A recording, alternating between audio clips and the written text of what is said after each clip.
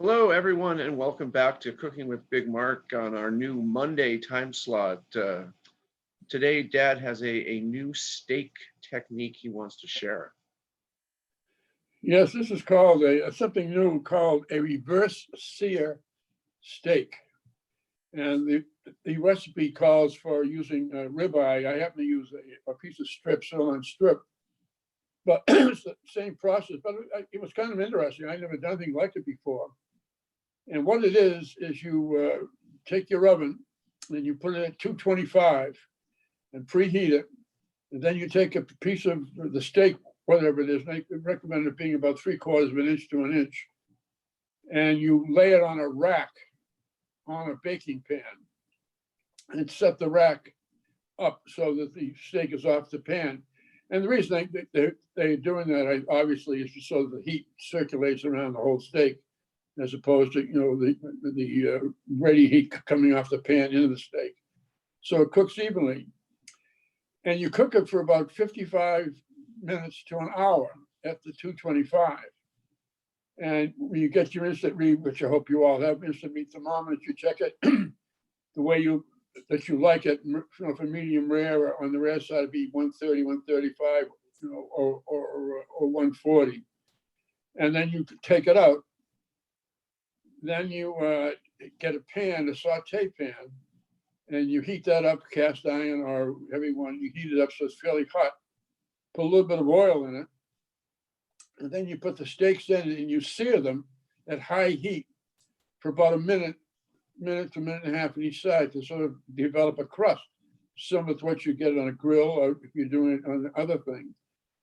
Then you take it down, you take some soft butter or some maybe chopped garlic or something else, put it in.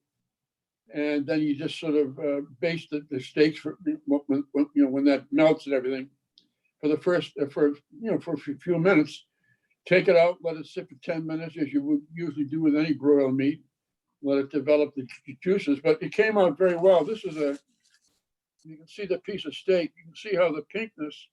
Now this was cooked twice, but you can see after having been in the oven, it's still rare on that side. So it's a unique thing. I also did when I put it on a pan that has sides, because I then took potatoes, red bliss potatoes, and as you can see, these are all smashed, that was the general idea.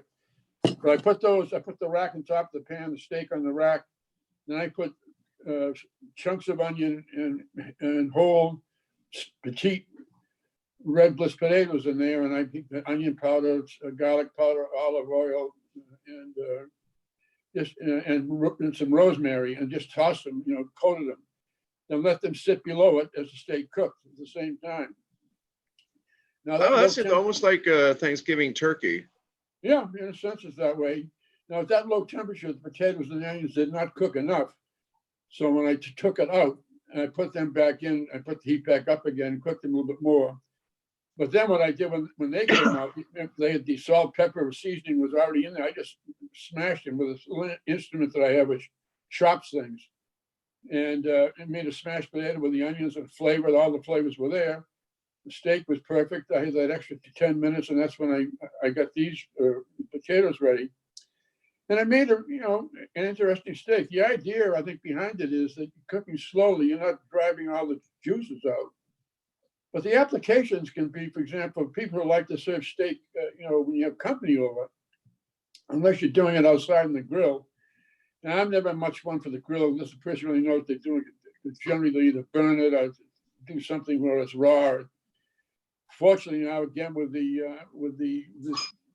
timers you get, the thermometers, you can put them in so they can be more accurate than they used to be. But this way, you can pre-prep these, and even to finish off on a grill outside, and you can do them ahead of time, and then all of a sudden just throw them in a pan with butter and a little high heat, and serve steak. So if you have guests, you're not standing over a stove trying to do it. So I think there are other meats that can possibly be used the same way, as long as they were the same thickness, and chops of kind of lamb probably. So it's kind of an interesting idea. It's kind of like a dry sous vide, if you will, slow cooking, Right. which keeps the juices in. And it was an interesting application, and I think its applications. I'm sure that's probably what big hotels do with, steaks that would probably do the same thing. But it was new to me and it was kind of fun, kind of interesting. And the steak and smashed potatoes made a great meal last night. If you're going to try to do it au poivre, when would you add the pepper? Well, you can add the pepper if you want in the beginning, Mark, the way you would do it, with a regular au poivre. And it's the same as you do with this, any steak. Before you put it in the oven, you put salt and pepper on, the way you like it.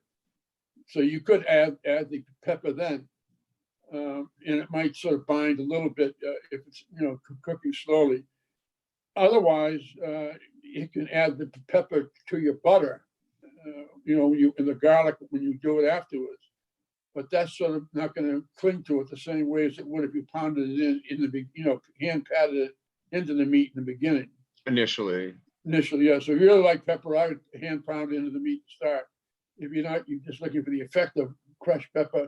You can be heavy on the pepper when you sizzle the butter and sort of pour it over spoonful by spoonful as it's for the last two or 3 minutes. And if you were going to do your Diane method, is that just about the sauce? That's just all. That's just a pan sauce, Mark. You do everything exactly the way I talked about doing it, but instead of just doing garlic and butter, you just do a pan sauce. And what is a pan sauce? It could be shallots and wine, red wine, and you might have a little cornstarch or onion or something in it to thicken it a little bit. But just do the same pan sauce that you do for absolutely anything else you're going to do. Whether it's for fish, it'd be butter, lemon, butter, lemon, and garlic. And you might add a little cream to that if you want to get the Diane type of thing. But that's really red wine cream, a little brandy. Interesting. The most memorable preparation of steak Diane by my father was in how long was that RV of yours? 46 feet. Oh God, the 46-foot RV in a campground in Maine. In pouring rain, Dad made steak Diane for Diane, my mom, and I, and we watched The King and I on one of the 2 VHS players that came with it. It was quite a decadent little road sloop, but a very pleasant memory nonetheless. So it's very hot here in Chicago. We kind of didn't leave the house very much yesterday for that reason, and today is actually even hotter and more humid. So I wanted to come up with something that would be a good drink for hot, disgusting weather. So we have some Cremant de Loire. If you're looking for value in French sparkling, which you should be, because French sparkling is awesome, the Cremants of various regions are made in the same way as champagne with the bottle fermentation, but because they don't have the fame, they're usually more reasonable. So this is from the Loire, but there's good Cremant from Alsace, Bourgogne, all over the place. So I have kind of smashed, speaking of smashing, some watermelon and some thyme. They have these beautiful personal watermelons at Whole Foods right now that look like dinosaur eggs. I think they're awesome. Yeah. So seedless, I see as well. They are seedless. I had to instruct Sean not to eat the props prior to the show.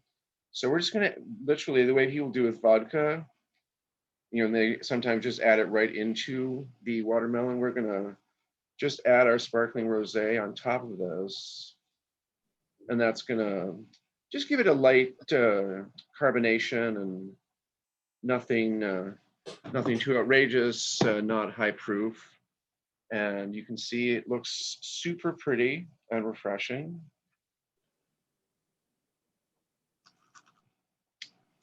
And it tastes amazing. I love thyme in any kind of cocktail.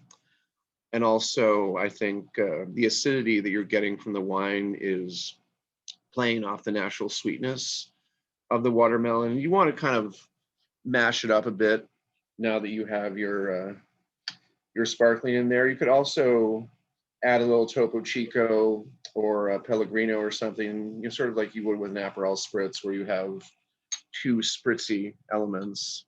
So mix it a little bit. And the other reason they can't call it champagne, especially in France, is the only preparation to be called champagne has to be either Rennes or Epinay. Those are the only two areas where you can have anything that's called champagne. Everything else has to be sparkling. This Spumante. Yeah, they very Mousson. sensibly regulated that stuff because there's so many really ancestral foodways in France, and it's neat. I mean, Roquefort can only come from Roquefort, et cetera, et cetera, et cetera. Yeah. Anyway, we hope that everyone is staying cool. This has been another episode of Cooking with Big Mark, and see y'all later. Bye-bye. Happy 4th on the 5th. Yes, happy legal holiday. Like the bank was closed today when I tried to go. There you All go. right, everyone. Bye now.